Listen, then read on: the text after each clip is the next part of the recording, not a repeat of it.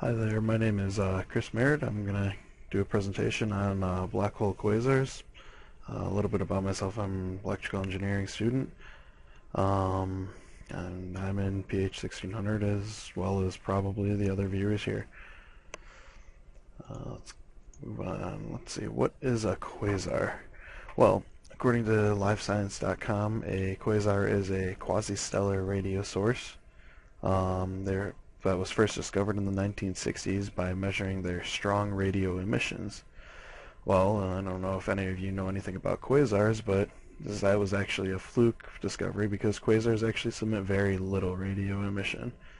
Quasars are some of the most luminous objects in the universe, but that's actually incorrect. They are the most luminous objects known in the universe, and they are powered by black holes. I'm going to show you a quick video here by Dave Brody, who is a writer for Space.com. It's about a minute and a half long. Hope you enjoy it. Also, he has a pretty cool voice, so there Quasars are the most luminous objects in the universe.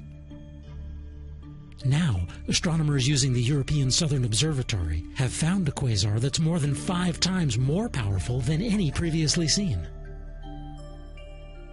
Astronomers on Earth first became aware that quasars existed in the 1950s.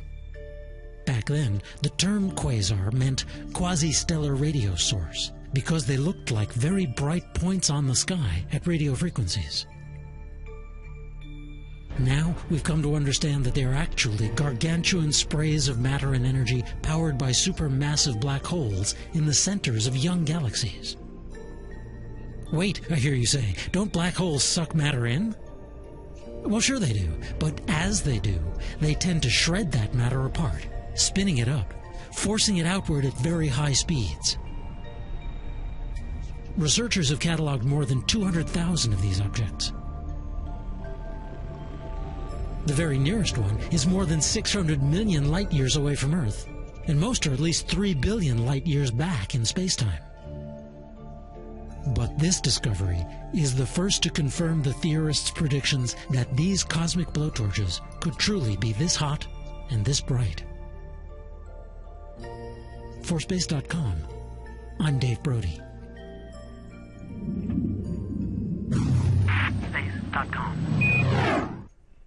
Okay, well, I hope you enjoyed that video there. Basically what happens is that astronomers discovered a new quasar that current theories failed to predict. The original theory was that light and heat should push the nearby gases of the quasar from the center of the black hole to the outer edges of the host galaxy, and it would do this by actually pulling in these gases and light, and as it pulls it in, it rips it up and spits it out. The fact of the matter is that the matter moving towards the middle of a black hole may not be surprising, but all the models previously showed otherwise. Of the new quasars discovered, there were 17 different ones found that actually pull the light and gases towards the middle of the black hole. The direction of the gas was actually measured using a method that we actually learned in this class by examining the Doppler shift.